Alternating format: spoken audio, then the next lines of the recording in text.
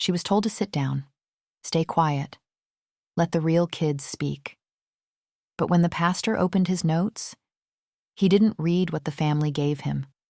He read what she had written, and it changed everything. My name is Clara Bennett. I'm 24, and I grew up in Raleigh, North Carolina, where my family always saw me as the weak link. My older sister Olivia was a high-flying lawyer, and my brother Ethan was a tech entrepreneur. My mother Helen called me too emotional, too quiet, and too weak to matter. After her death last month, Olivia and Ethan planned her funeral, shutting me out, saying I'd ruin it. But I found a letter Mom wrote years ago, confessing truths she never shared aloud. I gave it to the pastor, and when he read it at the funeral, the family's frozen faces told the story. My words became her voice, and I reclaimed my place. It started at our family's Easter brunch 2 years ago in Raleigh, the last time Mom was healthy. The dining room was decked with flowers, but the talk was all about Olivia's latest court win and Ethan's startup funding. I sat at the end of the table, passing the rolls, when Mom sighed. "Clara, why can't you be more like them?" Olivia smirked. "She's too soft, Mom." Ethan laughed.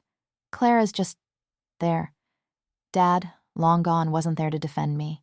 Their words cut deep, but I was used to it. To them, I was the invisible daughter, too fragile to count. The truth? I wasn't weak.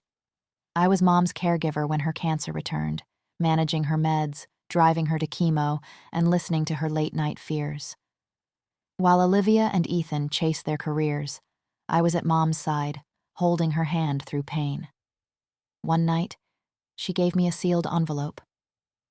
"Clara, keep this safe," she said, her voice weak. "It's my truth. You'll know when to use it." I tucked it away, thinking it was a memento. I didn't open it. Her trust felt sacred. But I kept other proof of our bond, voicemails where she called me her strength, texts thanking me for staying, and a journal I'd kept of her final months, detailing her regrets about favoring Olivia and Ethan. Mom passed away last month, and the family's focus was on her estate, not her memory. She'd left $10 million in savings and a Raleigh estate from her publishing career. Olivia and Ethan took charge of the funeral, planning a lavish service at St. Mark's Church, inviting Raleigh's elite. "Clara, just show up and sit," Olivia said, her tone sharp. Ethan added, "Don't mess this up with your crying." They refused to let me speak, saying I'd embarrass Mom.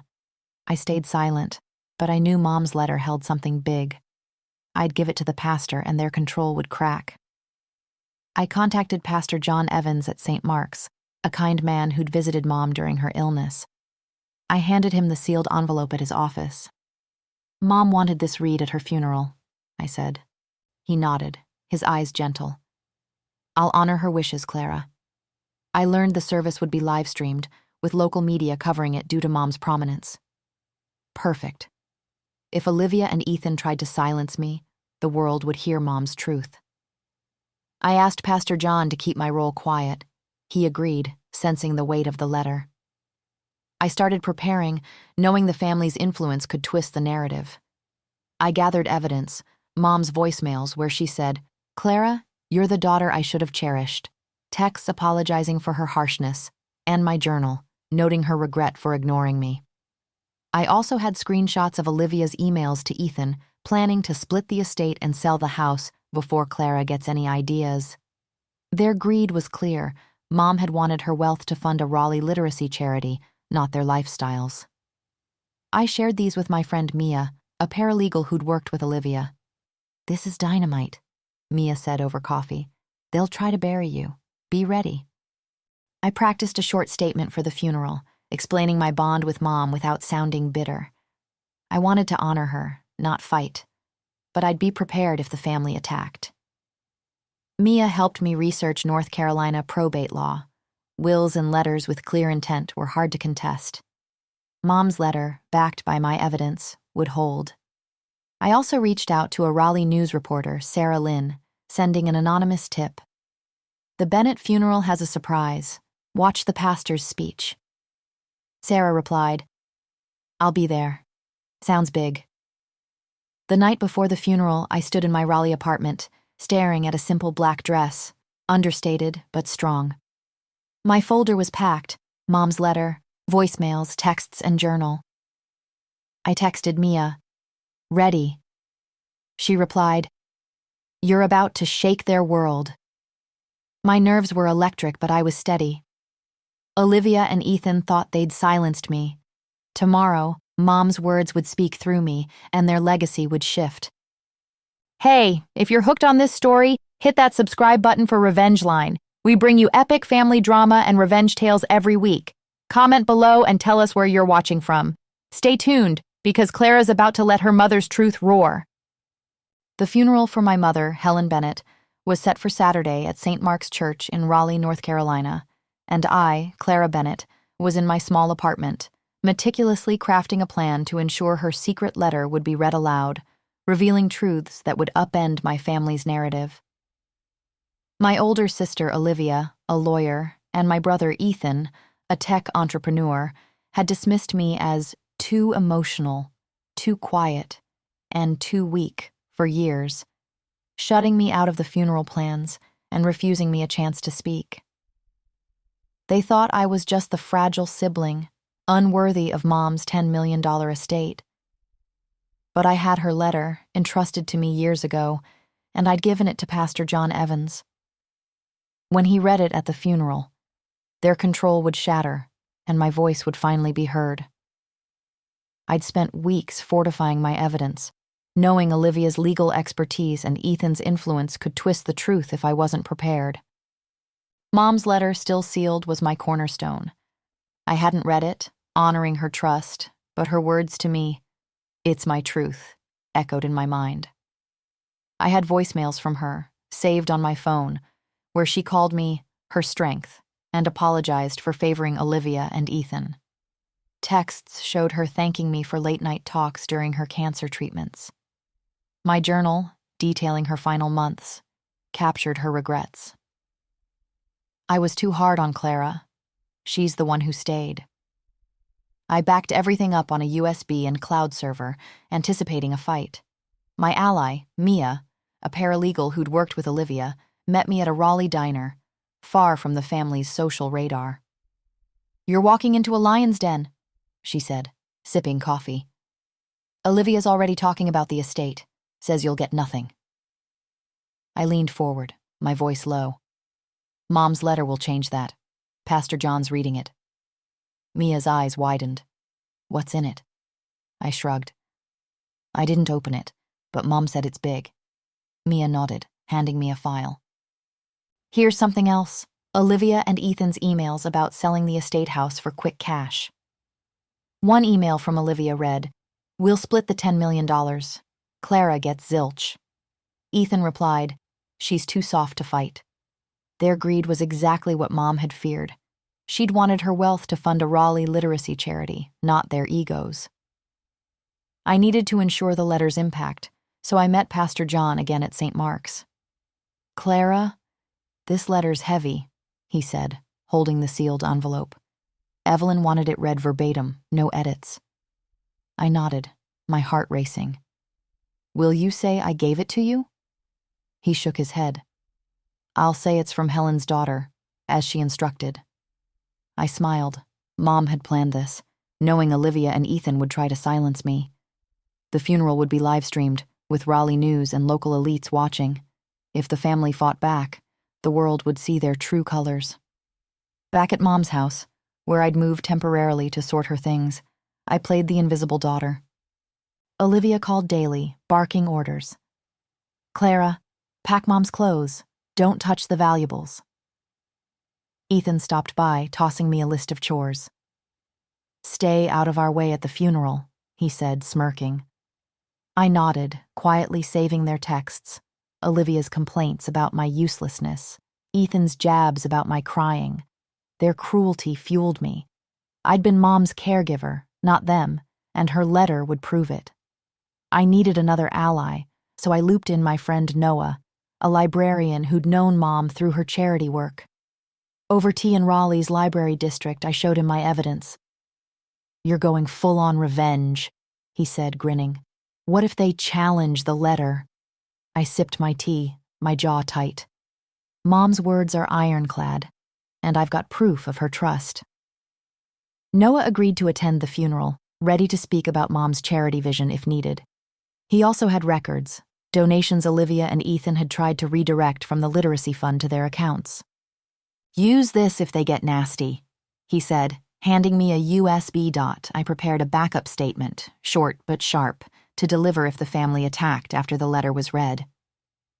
It outlined my role as Mom's caregiver and her regret for sidelining me. I included voicemail excerpts and journal entries, framing me as her true confidant.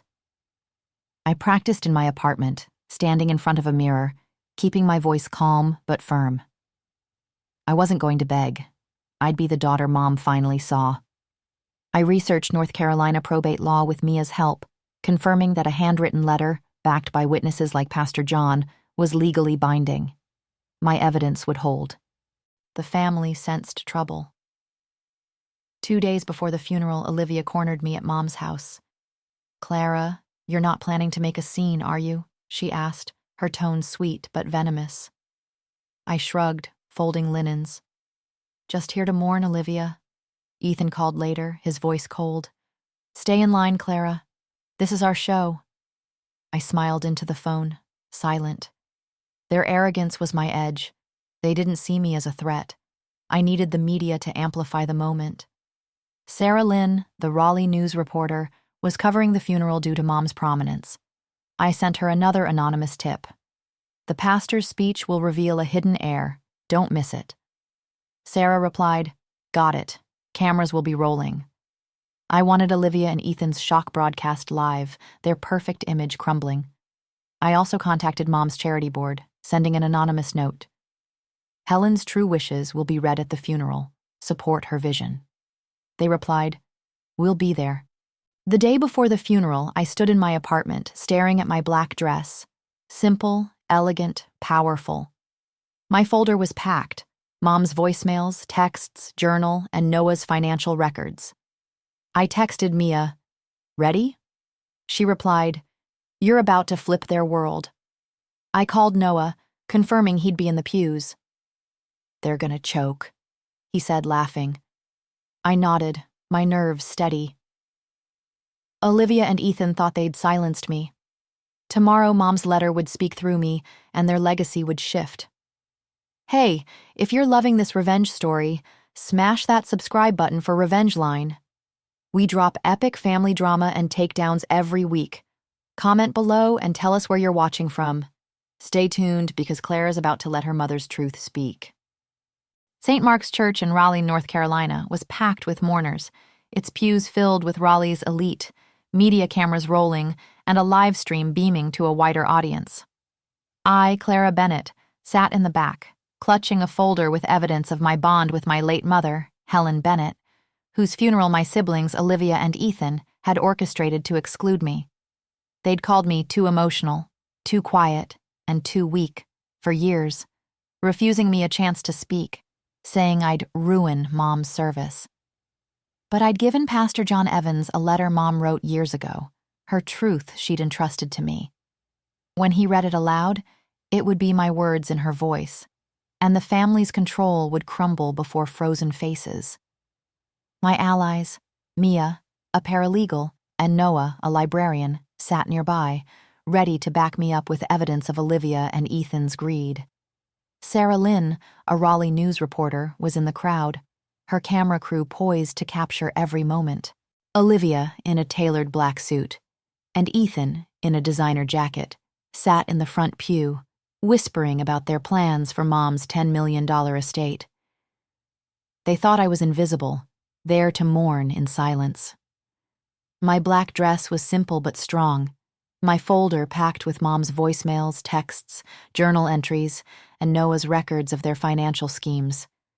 I was ready to let Mom's truth speak. The service began with hymns, the organ's notes heavy in the air. Olivia delivered a polished eulogy, praising Mom's publishing career, her perfect family. Ethan followed, boasting about her legacy in Raleigh, never mentioning me. The congregation nodded, impressed by their poise. I sat still, my heart steady, waiting. Pastor John took the pulpit, his face solemn. The camera zoomed in, the live stream humming. "I have a special reading," he said, holding up Mom's sealed envelope. "These are not my words. These are her daughters." The church went silent. Olivia's head snapped up, her eyes narrow. Ethan's smirk vanished, his hands clenched. Faces froze across the pews. Pastor John opened the letter, his voice clear and resonant. "This is from Helen Bennett, written 3 years ago, entrusted to her daughter Clara." He began reading, "My dearest Clara, you've been my strength, though I failed you. I called you weak, emotional, quiet, but you were the one who stayed when I was sick. Olivia and Ethan chased ambition, but you held my hand. I regret favoring them, ignoring your heart. My estate, $10 million in our Raleigh home, I leave to you, to fund the literacy charity we dreamed of. You are my true legacy." The congregation gasped, murmurs rippling. Olivia's face went pale, her hands shaking. Ethan stood, his voice a hiss. "Clara? That's impossible." I stood, my voice calm but firm, addressing the crowd. "Mom gave me this letter to keep safe. She knew I'd honor her vision." I opened my folder, holding up a voicemail transcript. Here's Mom saying, "Clara, you're my strength." She regretted sidelining me. I played the voicemail, her frail voice echoing, "Clara, I should have cherished you." The cameras caught every word, Sarah Lynn's crew zooming in. Olivia shouted, "She's lying! Mom would never!" Ethan snapped, "Clara manipulated her." The congregation stirred, eyes darting between us. Pastor John raised a hand. "Helen's letter is notarized, witnessed by me and her nurse. It's legally binding." Mia stood, holding up her USB. "I have emails from Olivia and Ethan planning to sell the estate against Helen's wishes for a literacy charity." She projected an email from Olivia. "Split the $10 million fast. Clara gets nothing." The crowd gasped, whispers growing louder. Noah spoke next, his voice steady. "Helen wanted her wealth for Raleigh's literacy programs. I have donation records showing Olivia and Ethan tried to divert those funds." The cameras captured the family's shock, the live stream beaming their disgrace. Olivia tried to salvage it, her lawyer's voice sharp. "This is a misunderstanding. Clara was just a caregiver." I cut her off, my tone even but piercing. "You called me weak while I cared for Mom through cancer. She saw your greed." I turned to the charity board, seated in the pews. "I'll fund Mom's literacy programs, as she wanted." The board clapped, some standing. A board member, Ms. Harper, said, "Ms. Bennett, we'll follow your lead." Ethan lunged forward, his face red. "You'll never get away with this." Pastor John intervened. "Mr. Bennett, the letter grants Clara full control. She's the executor." Olivia's eyes glistened, her composure cracking. "Clara, why didn't you tell us?" I looked at her, unflinching. "You told me to stay quiet. Now Mom's voice speaks through me." Ethan tried next, his voice shaking. "We're her real kids." I held up my folder. "Contest it. I have Mom's voicemails, texts, and journal. North Carolina law favors her intent." The media went wild, Sarah Lynn's headline flashing later, "Silent Daughter Inherits $10 million at Raleigh Funeral." The service ended with the congregation applauding my resolve. Olivia and Ethan slunk out, their reputations tarnished.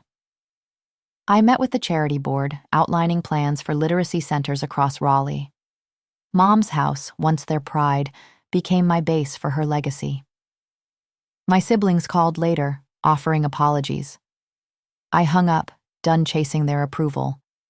I stood in St. Mark's Garden, where Mom and I had walked during her illness, her letter in my hand. They told me to sit down. But her words stood up for me, and I claimed her truth.